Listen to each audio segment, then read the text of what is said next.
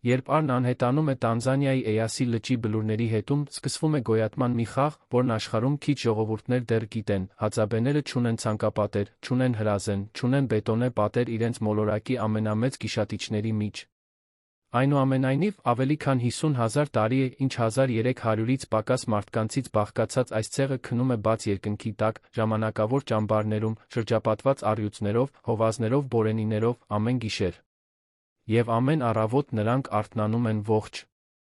Եթե դուք սիրահարված եք վայրի կենդանիներին իրական փաստագրական ֆիլմերին, մի հեռացեք այս տեսանյութից։ Դիտեք մինչ վերջ, հիմա բաժանորդագրվեք ալիքին մեկնաբանեք, թե որտեղից եք դիտում։ Երբ Արն անհետանում է Տանզանիայի Էյասի լճի բլուրների հետում, սկսվում է գոյատման մի խաղ, որն աշխարհում քիչ ժողովուրդներ դեռ գիտեն. հածաբեները չունեն ցանկապատեր, չունեն հրազեն, չունեն բետոնե պատեր իրենց մոլորակի ամենամեծ գիշատիչների միջ։ Այնուամենայնիվ, ավելի քան 50,000 տարի է, ինչ 1300-ից պակաս մարդկանցից բաղկացած այս ցեղը քնում է բաց երկնքի տակ, ժամանակավոր ճամբարներում, շրջապատված առյուծներով, հովազներով, բորենիներով, ամեն գիշեր, եւ ամեն առավոտ նրանք արթնանում են ողջ։ Եթե դուք սիրահարված եք վայրի կենդանիներին իրական փաստագրական ֆիլմերին, մի հեռացեք այս տեսանյութից։ Դիտեք մինչ վերջ, հիմա բաժանորդագրվեք ալիքին մեկնաբանեք, թե որտեղից եք դիտում։ Մտածեք տեսարանի մասին. Տանզանիայի սավաննայի մոտավորապես 1500 քառակուսի կիլոմետր տարածք, Յայդա հովտի Էյասի լճի ափերի միջ, մեծ ռիֆտային հովտի սրտում, դա ժայռոտ լանջերի, ակացիայի անտառների, հնագույն բաոբաբների փշոտ թփերի բնապատկեր է, որոնք տարածվում են այնքան, որքան հասնում է հայացքը, չկան ասֆալտապատ ճանապարհներ, չկան լուսասյուներ, չկան հիվանդանոցներ կամ ոստիկանական բաժանմունքներ ողջամիտ հեռավորության վրա, դա այն տարածքն է, որը հածաբեները տուն են անվանում դեռս վերջին սառցե։ Դարաշրջանից առաջ, դեռս նախքան Եգիպտոսի բուրգերի նույնիսկ պատկերացվելը, դեռս նախքան գյուղատնտեսության գրի գյուտը։ Վերջին տասնամյակներում անցկացված գենետիկական հետազոտությունները բացահայտել են ինչ-որ արտառոց բան այս ժողովրդի մասին. հածաբեների տոհմը մարդկության մնացած մասից առանձնացել է մոտավորապես 50,000 տարի առաջ, դարձնելով նրանց մարդկային տոհմածառի ամենահին ամենամեկուսացված ճյուղերից մեկը։ Նրանք չունեն հայտնի մոտ գենետիկական ազգականներ, նրանց լեզուն, հածանեն, համարվում է լեզվական մեկուսացված լեզու, առանց որը ապացուցված կապի մոլորակի վրա գոյություն ունեցող որը այլ լեզվի հետ։ Երբ լսում եք հածաբեի խոսքը, դուք լսում եք ձայներ, որոնք արձագանքում են հազարամյակների միջով, լեզվի կտտոցներ, կոկորդային հնչյուններ, որոնք կարող են ներկայացնել դեռս կիրառվող մարդկային հաղորդակցության ամենահին ձևերից մեկը։ Դիտեք, թե ինչ է տեղի ունենում, երբ մթությունը ծածկում է սավաննան, ժայռերի թփերի արանքում ինչ-որ տեղ գոյություն ունի մոտ 20-ից 30 հոգանոց մի ճամբար, 3 կամ 4 հյուղակներ, պատրաստված միահյուսված ճյուղերից 4 խոտից, սփռված են ժայռոտ բլրի գագաթին գտնվող հարթ տարածքում։ Յուրաքանչյուր հյուղակ ունի մոտավորապես 1 մետր 80 սանտիմետր բարձրություն, որը կառուցվել է ցեղի կանանց կողմից 2 ժամից պակաս ժամանակում, օգտագործելով միայն շրջակայքում գտնվող նյութերը։ Դրա համար ոչ մի ծառ չի կտրվում, ոչ մի անտառ չի հատվում, ճյուղերը հավաքվում են գետնից, խոտերը քաղվում են առանց արմատները հանելու։ Երբ խումբը հեռանում է 2 կամ 3 շաբաթ անց, այդ կառույցները պարզապես վերադառնում են հողին, առանց բնապատկերի վրա հետքեր թողնելու։ Ճամբարի կենտրոնում գտնվող խարույկը ցածր է վառվում, դա մեծ, տպավորիչ խարույկ չէ, ինչպիսին տեսնում եք ֆիլմերում, այն փոքր է, զուսպ, միայն բավարար տաքացնելու լուսավորելու համար, հածաբե տղամարդը կարողանում է կրակ վառել, պտտելով փայտիկը ափերի միջ 30 վայրկյանից պակաս ժամանակում։ Դա մի հմտություն է, որը յուրաքանչյուր երեխա սովորում է նախքան նույնիսկ խոսքին լիովին տիրապետելը։ Կրակը կյանք է, կրակը պաշտպանություն է։ Կրակը պաշտպանության առաջին գիծն է շրջակա մթության մեջ դարանակալած գիշատիչների դեմ։ Բայց դա պաշտպանության միակ գիծը չէ։ Դիտարկեք տարածաշրջանի մեծ կատվազգիների վիճակը, հասուն արու առյուծը կարող է կշռել մինչ 250 կիլոգրամ, 3 հասուն տղամարդու քաշին հավասար, նրա ժանիքները հասնում են մինչ 8 սանտիմետր երկարության։ Նրա կցվածքը գործադրում է մոտավորապես 450 կիլոգրամ ուժ 1 քառակուսի սանտիմետրի վրա, ինչը բավարար է ոսկորները հեշտությամբ փշրելու համար։ Հովազն ավելի փոքր է, 60-ից 90 կիլոգրամ, բայց չափը լրացնում է արտակարգ ճարպկությամբ։ Իր քաշին հավասար որսը շալակած ծառերը մագլցելու ունակությամբ գիշերը որս անելու նախընտրությամբ, երբ նրա տեսողությունը դառնում է 6 անգամ ավելի սուր, քան մարդունը։ Բծավոր բորենիները, որոնք հաճախ թերագնահատվում են, որս են անում մինչ 80 առանձնյակից բաղկացած խմբերով ունեն ամենահզոր կցվածքը բոլոր ցամաքային կաթնասունների մեջ, մարմնի չափի համեմատությամբ, նրանք կարողանում են մանրացնել այնպիսի ոսկորներ, որոնք առյուծները թողնում են չափազանց կարծր լինելու պատճառով, եւ այս բոլոր արարածները բարեկություն են անում նույն տարածքում, որտեղ հածաբեները քնում են աստղերի տակ։ Այդ դեպքում ինչպես է հնարավոր, որ առանց պատերի, առանց ժամանակակից զենքերի, առանց հսկողության տեխնոլոգիայի մի ժողովուրդ գիշեր առ գիշեր գոյատի այս միջավայրում։ Պատասխանը սկսվում է նրանից, ինչ Դյուկի համալսարանի գիտնականները պարզել են միայն 2017 թվականին, 20 օր անընդմեջ հածաբեների քնի ռեժիմն ուսումնասիրելուց հետո, հետազոտողները 33 հածաբե կամավորների հագցրել են ակտիգրաֆներ, ձեռքի ժամացույցի նման փոքր սարքեր, որոնք քնի ընթացքում րոպե առ րոպե գրանցում են շարժումները, այն, ինչ նրանք հայտնաբերեցին, լիովին մարտահրավեր նետեց արմատյան պատկերացումներին այն մասին, թե ինչպես պետք է քնեն մարդիկ։ Դիտարկման ողջ ժամանակահատվածում բոլոր մասնակիցները միաժամանակ քնած են եղել ընդամենը 18 րոպե։ 18 րոպե, 20 օրվա մեջ։ Սա նշանակում է, որ գիշերվա ցանկացած պահի ճամբարում միշտ ինչ-որ մեկն արթուն է եղել, ոչ թե պաշտոնական նշանակմամբ, ոչ թե այն պատճառով, որ ինչ-որ մեկը կարգվել էր հսկողություն անելու, այլ քնի ռեժիմների բնական տատանումների պատճառով, որոնք հածաբեները զարգացրել են հազարամյակների էվոլյուցիայի ընթացքում, տարեցները հակված են ավելի քիչ քնելու ավելի վաղ արթնանալու, երիտասարդները մնում են արթուն մինչ ուշ, եւ գիշերվա ընթացքում խմբի տարբեր անդամներ բնականաբար արթնանում են տարբեր պահերի, ստեղծելով ակամա, բայց մշտական հսկողություն։ Հետազոտողները սա անվանել են պահապան վարքագիծ, սա մի ելույթ է, որը նկատվում է չվող թռչունների այլ սոցիալական կենդանիների մոտ, բայց նախկինում երբեք այս կերպ չէր փաստագրվել մարդկանց մոտ, հածաբեներին պետք չէ պահակներ կարգել, որովհետև նրանց կենսաբանությունն ինքնին էվոլյուցիայի է ենթարկվել, ապահովելու համար, որ ինչ-որ մեկը միշտ զգոն լինի։ Պա. Տկերացրեք սա, 50,000 տարվա բնական ընտրությունը ձևավորել է այս բնակչության քնի ռեժիմները, ստեղծելով օրգանական հսկողության համակարգ, առանց ռազմական կարգապահության կամ հերթապահության գրաֆիկների անհրաժեշտության, տարեցները, ովքեր արմատյան հասարակություններում հաճախ բողոքում են անկնությունից հատվածական քնից, հածաբեների մեջ կատարում են կարևոր էվոլյուցիոն գործառույթ, նրանք վաղ առավոտյան ժամերի բնական պահապաններն են, երբ երիտասարդ մեծահասակների մեծ մասը դեռ խորը քնած է։ Բայց բնական հսկողությունը ռազմավարության միայն մի մասն է, մյուս մասը տղամարդկանց ձեռքերում է։ Ավանդական հածաբե աղեղը մոտավորապես 1 սմ երկարություն ունի, գրեթե հասուն տղամարդու հասակի չափ, այն պատրաստվում է հատուկ ծառերի, դամբիեքրքիի կամ գրյուեբեքոլորի ճկուն փայտից, որը մշակվում է 2 կամ 3 օր, մինչ հասնում է կատարյալ կորության, գործընթացը ներառում է փայտի տաքացում տաք մոխրի մեջ, աստիճանաբար ծալում, օգտագործելով ծառերի պատառաքաղած ճյուղերը որպես հենարան, կենդանական ճարպի կամ մեղրամոմի քսում, ճաքերից խուսափելու համար, ցիկլի կրկնում տասնյակ անգամներ, մինչ աղեղը ստանա հարթ համաչափ կորություն։ Երբ մարդաբան Ջեյմս Վուդբերնը դաշտային պայմաններում փորձարկեց հածաբեների աղեղները, օգտագործելով զսպանակավոր կշեռք, պարզեց, որ անհրաժեշտ էր ավելի քան 45 կիլոգրամ ուժ, 100 ֆունտին հավասար, միջին աղեղի լարը լիովին ձգելու համար։ Ավելի թարմ հետազոտությունները, որոնք հրապարակվել են 2017 թվականին, հայտնաբերել են ձգման ուժեր, որոնք տատանվում են 22-ից 60 կիլոգրամի միջ, 31 կիլոգրամ միջինով, համեմատության համար, ժամանակակից օլիմպիական աղեղները, որոնք օգտագործվում են մարզված մարզիկների կողմից, սովորաբար պահանջում են 18-ից 25 կիլոգրամ ուժ։ Օլիմպիական նետաձիգները կրակում են 70 մետր հեռավորության վրա, ճշգրտության համար նախատեսված աղեղներով, հածաբե որսորդները կրակում են 23-ից 45 մետր հեռավորության վրա, կոպիտ հզորության համար նախատեսված աղեղներով։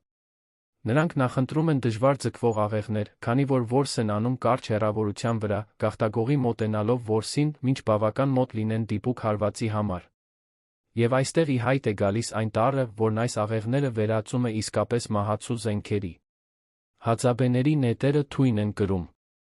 Ոչ թե ցանկացած թույն, ավանդաբար օգտագործվում են տեղական բույսերից արդյունահանված տոքսինների 3 հատուկ տեսակներ, պանջուբե, փենջուվ, որն արդյունահանվում է Edenium obesumից, մի սուկուլենտ, որը հայտնի է որպես անապատի վարդ, շանջո, շենջո, որը ստացվում է Strophanthus emeneyi սերմերից, կալակասի, քելակեսի, որը ձեռք է բերվում հարան ցեղերի հետ փոխանակման միջոցով, քանի որ այն չի աճում հածաբեների տարածքում, պանջուբեն ամենատարածվածն է։ Տղամարդիկ կտրում են բույսի ճյուղերը կամ ծեծում դեռ հողին։ Ամրացված բունը հանում կաթնանման հյութը, եռացնում մինչ ջուրը լիովին գոլորշիանա, այն ինչ մնում է սկպչուն նյութ է, որը կարելի է կրել գնդիկի տեսքով, ինչպես կավը, մինչ օգտագործման պահը։ Երբ գալիս է նետերը պատրաստելու ժամանակը, որ սորտն օգտագործում է փոքրիկ փայտիկ, թույնը քաղցրահամ ջրի միդիայի խեցու մեջ խառնելու համար, որը ծառայում է որպես տարա, այնուհետ մի փոքր քանակություն քսվում է նետի մետաղական ծայրի շուրջը։ Թույնը չի փչացնում կենդանու միսը։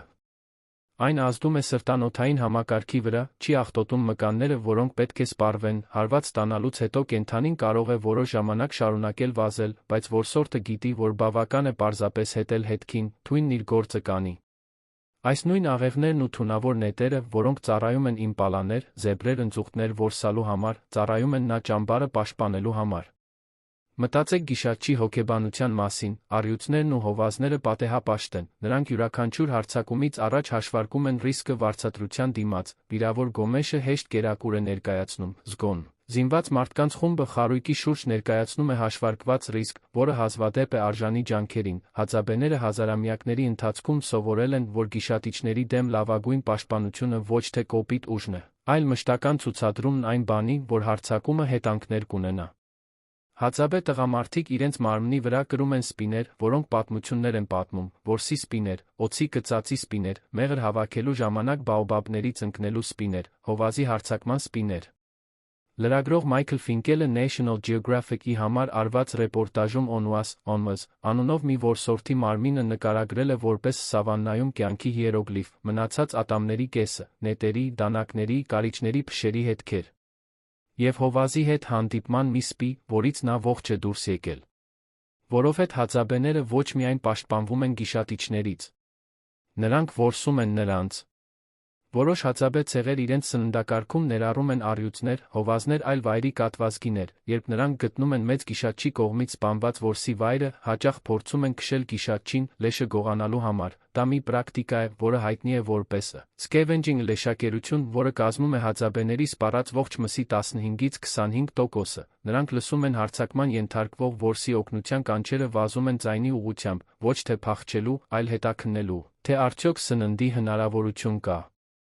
Պատկերացրեք տեսարանը, հածաբե տղամարդկանց մի խումբ, զինված 45 կիլոգրամ ձգման ուժ ունեցող աղեղներով թունավոր նետերով, վազում է առյուծի մռնչյունի ուղղությամբ, որը հենց նոր տապալել է որսին, նրանք հստակ գիտեն, թե ինչ են անում։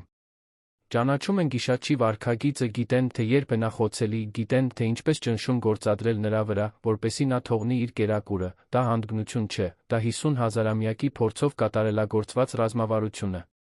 Եվ գիշատիչները սովորում են, առյուծները, որոնք ապրում են հածաբեների տարածքներում, սերունդների ընթացքում սովորում են, որ խարույկների շուրջ գտնվող այդ փոքրիկ երկոտանի պրիմատները հեշտ որս չեն, նրանք իրականում մրցակիցներ են, նրանք արարածներ են, որոնք կարող են մահացու վիրավորել հեռվից արձակված թունավոր արկերով, նրանք արարածներ են, որոնք չեն փախչում, որոնք չեն ցուցադրում որսին բնորոշ վախը։ Հածաբեների առասպելաբանությունն արտացոլում է այս բարդ հարաբերությունները մեծ կատվազգիների հետ, նրանց պատմություններից մեկը պատմում է, որ Իշոկը աստվածուհին չար հսկաների ընտանիքի մարմինները վերածել է հովազների այն բանից հետո, երբ նրանք սպանվել են մի բարյացակամ օձի կողմից, այնուհետ Իշոկոն արգելել է հովազներին հարձակվել մարդկանց վրա, եթե նրանք նախապես չեն վիրավորվել նետից։ Սա մի պատմություն է, որը կոդավորում է գործնական գիտելիքը առասպելի տեսքով։ Հովազները սովորաբար խուսափում են մարդկանցից, եթե իրենց վտանգված կամ անկյուն քշված չեն զգում։ Հածաբեների ճամբարները պատահական չեն ընտրվում, սովորաբար դրանք գտնվում են բարձունքների վրա, ժայռոտ բլուրներ։ Իգագաթներին, որոնք հայտնի են որպես քապջս, որոնք ապահովում են շրջակայքի լայն տեսարան, դժվարացնում են գաղտագողի մոտեցումները։ Յուղակները տեղակայված են այնպես, որ ցանկացած կասկածելի շարժում տեսանելի լինի բազմաթիվ անկյուններից։ Իսկ կենտրոնական խարույկը, նույնիսկ երբ ցածր է վառվում, ստեղծում է լույսի մի գոտի, որը հուսահատեցնում է գիշերային գիշատիչներին մոտենալուց։ Սա պարանոյա չէ, սա դարերի ընթացքում զարգացած պրագմատիզմ է։ Հածաբեները քնում են դրսում ոչ թե տարբերակ չունենալու պատճառով, այլ նախընտրությամբ, խոտե յուղակները հիմնականում ծառայում են անձրից պաշտպանվելու գաղտնիության համար, այլ ոչ թե որպես ամրոցներ, շատերը նախընտրում են պառկել անմիջապես աստղերի տակ, որտեղ կարող են տեսնել երկինքը զգալ զեփյուռը։ Տանզանիայի կառավարության առողջապահական ծրագրերի կողմից բաժանված մոծակների ցանցերը հաճախ օգտագործվում են։ Դրանք թեթ են, պաշտպանում են կանանց երեխաներին, թույլ են տալիս շարունակել դիտել աստղերը նախքան քնելը։ Մտածեք, թե սա ինչ է նշանակում։ Մի ժողովուրդ, որն ապրում է առյուծների հովազների տարածքում, ընտրում է քնել բաց երկնքի տեսարանով, ոչ թե այն պատճառով, որ նրանք անպատասխանատու են, այլ որովհետև նրանք զարգացրել են պաշտպանության այնքան արդյունավետ համակարգ, որ կարող են իրենց թույլ տալ այդ շռայլությունը։ Գլուխ երկրորդ. Հազարամյակները հատող իմաստությունը։ Հացաբե տղաները սկսում են սովորել աղեղներ նետեր պատրաստել մոտ 3 տարեկանից, ոչ թե ֆորմալ դասերի ժամանակ, ոչ թե դպրոցներում, այլ դիտելով մեծերին նմանակելով նրանց շարժումները։ 5 կամ 6 տարեկանում նրանք արդեն կարողանում են պատրաստել աշխատող մանրակերտներ, 10 տարեկանում նրանք մասնակցում են փոքր որսերի, թիրախավորելով թռչուններին փոքր կաթնասուններին, 15 տարեկանում նրանք լիարժեք նետաձիգներ են, ունակ սկզբից մինչ վերջ պատրաստելու իրենց սեփական զենքերը 30 մետր հեռավորության վրա։ Խոցելու շարժվող թիրախները։ Սա մի կրթական համակարգ է, որն առանց ընդհատումների գործել է 50,000 տարի։ Դիտեք նետի պատրաստման գործընթացը։ Լիսերը պատրաստվում է թեթ ուղիղ փայտից, որը հաճախ տաքացվում է կրակի վրա, ձավորվելու համար, ծայրը, որն ավանդաբար պատրաստվում էր ոսկորից կամ քարից, այսօր ավելի հաճախ կռվում է մետաղից, որը ձեռք է բերվում հարան դատոգա, դեյթոգը, ցեղի հետ փոխանակման միջոցով, ովքեր հայտնի դարբիններ են, հացաբեները մեղրը, մորթին միսը փոխանակում են նետերի ծայրերի, դանակների այլ մետաղական գործիքների հետ, սա սիմբիոտիկ հարաբերություն է, որը գոյություն ունի սերունդներ շարունակ, չնայած երկու ցեղերի միջ պատմական լարվածությանը։ Աղեղի լարն ավանդաբար պատրաստվում էր էլանդների, գոմեշների կամ զեբրերի պարանոցի կապաններից կամ ընձուղտի ջլերից, այսօր արթրի միջոցով ձեռք բերված նեյլոնե լարերն ավելի տարածված են, որովհետև դրանք ավելի երկար են դիմանում, ավելի հեշտ են փոխարինվում։ Հացաբեները նոստալգիկ պուրիստներ չեն, ովքեր մերժում են ցանկացած արտաքին ազդեցություն, նրանք պրագմատիկներ են, ովքեր որդեգրում են այն, ինչն ավելի լավ է աշխատում, մինչդեռ պահպանում են այն, ինչը փոփոխության կարիք չունի։ Տիպիկ աղեղը ծառայում է մի քանի ամիս, նախքան փոխարինվելու անհրաժեշտությունը, այն կարող է կոտրվել որսի ժամանակ, կարող է կորչել, կարող է պարզապես կորցնել իր առաձգականությունը օգտագործման ընթացքում։ Բայց հացաբե որսորդը կարող է նոր աղեղ պատրաստել 2 կամ 3 օրում, օգտագործելով միայն մի փոքրիկ կացին, դանակ իր շուրջը սավաննայում առկա նյութերը, սեփական գործիքները 0-ից ցանկացած վայրում պատրաստելու այս ունակությունն է, որ թույլ է տալիս հացաբեներին ապրել որպես իսկական քոչվորներ։ Միջինը յուրաքանչյուր 2 կամ 3 շաբաթը մեկ ճամբարը տեղափոխվում է, պատճառները տարբեր են։ Տեղական ռեսուրսները կարող են սպառվել, կարող են լինել միջանձնային կոնֆլիկտներ, որոնք ավելի հեշտ են լուծվում հեռավորության, քան առճակատման միջոցով, կամ պարզապես կարող է լինել փոփոխության ցանկություն։ Հացաբեները չունեն բացառիկ տարածքային սեփականության հասկացություն, եթե մեկ այլ խումբ օգտագործում է մի վայր, որտեղ իրենք սովորաբար լինում էին, նրանք պարզապես գնում են այլ տեղ, կոնֆլիկտից խուսափում են, շարժումը լուծում է։ Այս մշտական շարժունակությունը նա ծառայում է որպես պաշտպանություն, գիշատիչները, որոնք սովորում են մարդկային ճամբարի տեղը սկսում են դեգերել մոտակայքում, շուտով պարզում են, որ ճամբարն անհետացել է։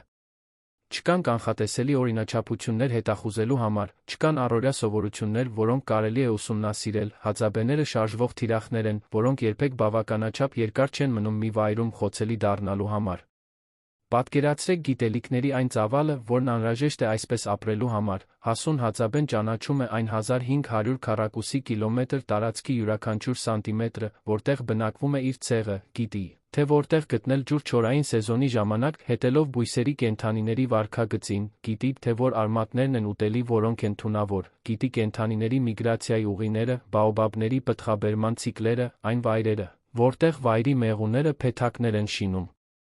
Այս վերջին տեղեկությունը մեղուների մասին բացահայտում է մարդու բնության մեջ երբեք փաստագրված ամենաարտառոց գործընկերություններից մեկը։ Գոյություն ունի մի թռչուն, որը կոչվում է մեծ մեղրացույց կամ լատիներեն indicator, որը հազարավոր տարիների ընթացքում սիմբիոտիկ հարաբերություններ է հաստատել հացաբեների հետ, թռչունը գտնում է ծառերի կամ ժայռերի մեջ թաքնված փեթակները, բայց չի կարողանում միայնակ հասնել մեղրին, որովհետև մեղուները կհարձակվեին նրա վրա, այդ պատճառով նա փնտրում է մարդկանց, նա թռչում է դեպի հացաբե որսորդը, արձակում է բնորոշ կանչ, սկսում է թռչել որոշակի ուղղությամբ, պարբերաբար կանգ առնելով ստուգելու համար, թե արդյոք մարդը հետում է իրեն։ Որսորդը պատասխանում է հատուկ սուլոցներով, որոնք հաստատում են, որ նա հասկացել է հաղորդագրությունը, թռչունը շարունակում է ուղեկցել մինչ փեթակը, մարդն օգտագործում է ծուխը մեղուներին հանգստացնելու համար, բացում է փեթակն իր կացնով, հավաքում է մեղրը, մեղրամոմի կտորներ է թողնում թռչնի համար ուտելու, երկուսն էլ շահում են, այս գործընկերությունն այնքան երկար է գործում, որ հացաբեները մշակել են սուլոցների հատուկ բառապաշար, մեղրացույցների հետ հաղորդակցվելու համար։ Սա միջտեսակային համագործակցություն է, որը հավանաբար գոյություն ունի տասնյակ հազարավոր տարիներ, շատ ավելի վաղ, քան մարդու կողմից կենդանիների ընտելացման կամ գործընկերության որևէ այլ ցը։ Մեղրը ներկայացնում է հածաբեների սննդակարգի վճռորոշ մասը, հատկապես տարվա որոշակի ժամանակահատվածներում։ Տղամարդիկ մագլցում են մինչ 20 մետր բարձրություն ունեցող բաոբաբները, առանց անվտանգության սարքավորումների, որպեսզի հասնեն բնի խոռոչներում թաքնված փեթակներին, վայր ընկնելու սպիները սովորական են, բայց մեղրն արժի այդ ռիսկին։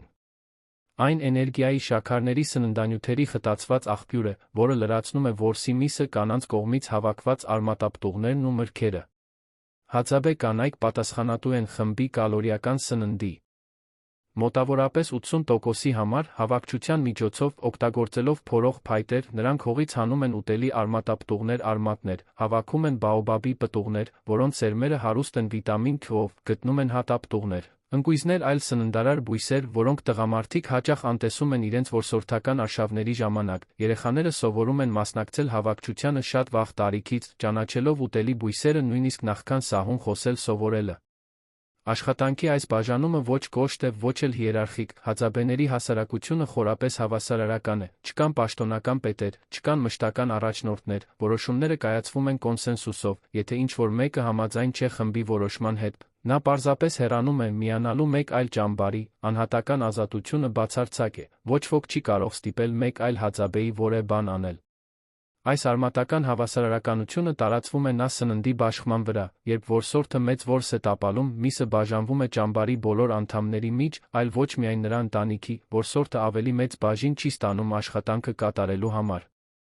Ռեսուրսների կուտակումը սոցիալապես խրախուսելի չէ, հարստությունը հածաբեների ըմբռնմամբ ոչ թե ավելի շատ բան ունենալու մեջ է, այլ հարաբերությունների այնպիսի ցանցի մեջ լինելու, որտեղ բոլորը կիսվում են։ Մտածեք դրա հետանքների մասին հավաքական պաշտպանության համար, մի հասարակությունում, որտեղ ոչ ոք մյուսից կարևոր չէ, որտեղ բոլորը կիսում են ռեսուրսներն ու պատասխանատվությունը, յուրաքանչյուր անհատի անվտանգությունը բառացիորեն բոլորի պատասխանատվությունն է։ Բնական գիշերային հսկողությունը, որտեղ միշտ ինչ-որ մեկն արթուն է, գործում է, որովհետև խմբի բոլոր անդամները, տարեցներից մինչ ամենաերիտասարդները, ներառված են մի համակարգում, որտեղ հավաքական բարեկեցությունն անբաժանելի է անհատական բարեկեցությունից։ Հածաբեները չունեն կազմակերպված կրոն այն իմաստով, որը զարգացրել են գյուղատնտեսական հասարակությունները, նրանք տաճարներ չեն կառուցում, չունեն քրմեր, չեն անցկացնում բարդ արարողություններ ֆիքսված օրացույցներով։ Բայց նրանք ունեն տաբուների հոգոր պրակտիկաների հարուստ ավանդույթ, որը կենտրոնացած է EPM հասկացության շուրջ, վարքագծի գիտելիքների մի կատեգորիա, որը կարգավորում է սոցիալական կյանքի կարևոր ասպեկտները։ Որոշակի միս, օրինակ, համարվում է EPM կարող է սպառվել միայն նախաձեռնված տղամարդկանց կողմից, հատուկ վայրերում, կանանցից երեխաներից հեռու, սա սոցիալական կարգավորման միծ է, որը ստեղծում է տարբերակումներ, առանց մշտական հիերարխիաներ ստեղծելու։ Բոլոր տղամարդիկ ի վերջո դառնում են նախաձեռնված, EPM գիտելիքը փոխանցվում է սերունդների միջով, և համակարգը գործում է սոցիալական համախմբվածությունը պահպանելու համար, առանց կենտրոնացված իշխանության անհրաժեշտության։ Մահը հածաբեների մեջ ընդունվում է այնպիսի բնականությամբ, որը շոկի է ենթարկում արմատյան դիտորդներին, չկան բարդ թաղման արարողություններ, չկան գերեզմանների նշաններ, պատմականորեն մարմինները պարզապես թողնվում էին թփուտներում, բորենիների կողմից սպառվելու համար։ Դա վերադարձ է բնական ցիկլին, որը չի դիտվում որպես նվաստացուցիչ, այլ որպես պատշաճ, այսօր հածաբեների մեծ մասը թաղում է իր մեռելներին ոչ խորը փոսերում, ծածկում մի քանի չոր ճյուղերով առաջ շարժվում։ Չկա սենտիմենտալ կապվածություն վայրերին կամ առարկաներին, չկա նյութական հիշողությունների կուտակում, չկան սրբավայրեր նախնիների համար, այն, ինչ կարող է, ներկա հարաբերություններն են, ողջ խումբը, անմիջական կարիքները, սա կյանքի փիլիսոփայություն է, որն արմատապես տարբերվում է կուտակող մտածելակերպից, որը բնորոշ է գյուղատնտեսական արդյունաբերական հասարակություններին։ Այս նույն փիլիսոփայությունը կիրառվում է գիշատիչների հետ հարաբերություններում, հածաբեները չեն ատում առյուծներին կամ հովազներին, նրանց չեն տեսնում որպես թշնամիներ, որոնք պետք է բնաջնջվեն, նրանք պարզապես նույն տարածքի այլ բնակիչներ են, ռեսուրսների համար մրցակիցներ, արարածներ, որոնք արժանի են հարգանքի, բայց ոչ կաթվածահար անող վախի, համակեցությունը հնարավոր է, որովհետև կողմերից ոչ մեկը չի ձգտում բացարձակ տիրապետության։ Վերջին 100 տարվա ընթացքում հածաբեները կորցրել են իրենց ավանդական տարածքի մոտավորապես 90%-ը, ֆերմերները, հովիվները, մասնավոր որսորդական արգելոցները, կառավարական նախագծերը շարունակաբար ներխուժել են նրանց հողերը։ 2007 թվականին տեղական կառավարությունը Յայդա հովտին հարող 6500 քառակուսի կիլոմետր հողատարածք վարձակալությամբ տվեց Միացյալ Արաբական Էմիրությունների Ալ Նահյան թագավորական ընտանիքին, որպես մասնավոր որսորդական արգելոց օգտագործելու համար, հածաբեներին, ովքեր այդ տարածքում որս էին անում հազարամյակներ շարունակ, արգելվեց շարունակել։ 2011 թվականին հածաբեների ներկայացուցիչներին վերջապես հաջողվեց պահանջել սովորութային օկուպացիայի իրավունքներ մոտավորապես 23,000 հեկտարի վրա։ Դա շատ ավելի փոքր տարածք է, քան ավանդականը, բայց իրավականորեն պաշտպանված է, ևս 36,000 հեկտար վերապահվեց դատոգաներին, նրանց դարբին հարաններին, սա մասնակի հաղթանակ է կորուստների երկար պատմության մեջ։ Այսօր 350-ից պակաս հածաբե դեռ ապրում է իսկական որսորդ հավաքչի ավանդական կենսակերպով, ցեղի 1200-ից 1300 անդամներից մեծ մասն արդեն մասնակիորեն ինտեգրվել է զբոսաշրջության տնտեսությանը, որը զարգացել է Էասի լճի շուրջը, այցելուների խմբերը վճարում են առավոտյան որսերին ուղեկցելու, աղեղների նետերի պատրաստմանը հետելու, մի կյանք կարճ ժամանակով փորձարկելու համար, որով իրենց իսկ նախնիներն ապրել են 10,000 տարի առաջ։ Զբոսաշրջությունը փող է բերում, բայց նա խնդիրներ է բերում, ալկոհոլը, որը ներմուծվել է արտաքին աշխարհի հետ շփման միջոցով, դարձել է լուրջ խնդիր, ալկոհոլային թունավորումից մահերը, որոնք մի քանի տասնամյակ առաջ գրեթե գոյություն չունեին, այժմ տեղի են ունենում մտահոգիչ հաճախականությամբ, ավանդական գիտելիքները կորչում են, երբ երիտասարդներն ավելի շատ ժամանակ են անցկացնում զբոսաշրջիկների հետ շփվելով, քան մեծերից սովորելով։ Եվ այնուամենայնիվ, հածաբեները հարատում են։ Ամեն գիշեր, Էասի լճի շրջակա բլուրներում, փոքրիկ խարույկները կետագծում են աֆրիկյան մթությունը, դրանք շատ չեն, գուցե 40 կամ 50 ողջ տարածաշրջանում, դրանցից յուրաքանչյուրը ներկայացնում է մի հածաբե ճամբար։ Դրանցից յուրաքանչյուրը կենդանի մարտահրավեր է մայրցամաքի մեծագույն գիշատիչներին, դրանցից յուրաքանչյուրը վառվում է արդեն 50,000 տարի։ Հածաբեների պաշտպանությունն առյուծների հովազների դեմ չի գալիս մեկ տեխնիկայից կամ տեխնոլոգիայից, այն գալիս է մի ինտեգրված համակարգից, որտեղ յուրաքանչյուր տարր ուժեղացնում է մյուսներին։ Քնի ռեժիմների բնական տատանումը երաշխավորում է մշտական զգոնություն, հզոր աղեղները թունավոր նետերը ապահովում են պաշտպանության հակահարվածի կարողություն, տարածքի խորը գիտելիքը թույլ է տալիս ընտրել պաշտպանունակ ճամբարի վայրեր։ Մշտական շարժունակությունը թույլ չի տալիս գիշատիչներին սովորել նրանց առօրյա։ Հավասարարական սոցիալական կառուցվածքը երաշխավորում է, որ բոլորը ներդրված լինեն հավաքական պաշտպանության մեջ, և պրագմատիկ մտածելակերպը, առանց կաթվածահար անող վախի անհարկի ագրեսիվության, թույլ է տալիս համակեցություն այնպիսի արարածների հետ, որոնք հեշտությամբ կարող էին սպանել ցանկացած անզգույշ մարդու։ Հածաբեները բուրգեր չեն թողել, հուշարձաններ չեն կանգնեցրել, գրքեր չեն գրել, բայց նրանք իրենց մեջ կրում են մի բան, որը ոչ մի ժամանակակից քաղաքակրթություն չի կարողացել պահպանել, իրենց շրջապատող աշխարհի հետ հավասարակշռության մեջ ապրելու արվեստը։ Յուրաքանչյուր գիշեր, որն անցնում է առանց պատերի, յուրաքանչյուր առավոտ, որը ծագում է առյուծների տարածքում աստղերի տակ քնելուց հետո, 50,000 տարվա կուտակված իմաստության լրակյաց հաղթանակն է։ Մինչ ժամանակակից աշխարհը կառուցում է ավելի ու ավելի շատ պատնեշներ, իր իսկ միջ, բնության միջ, հայտնի անհայտի միջ, հածաբեները ցույց են տալիս, որ իսկական պաշտպանությունը միշտ չէ, որ գալիս է պատերից, այն գալիս է հասկանալուց, դիտելուց։ Մի աշխարհի ռիթմերը հարգելուց, որը գոյություն ուներ մեզնից շատ առաջ, կշարունակի գոյություն ունենալ մեզնից հետո։ Թերս հածաբեների ամենամեծ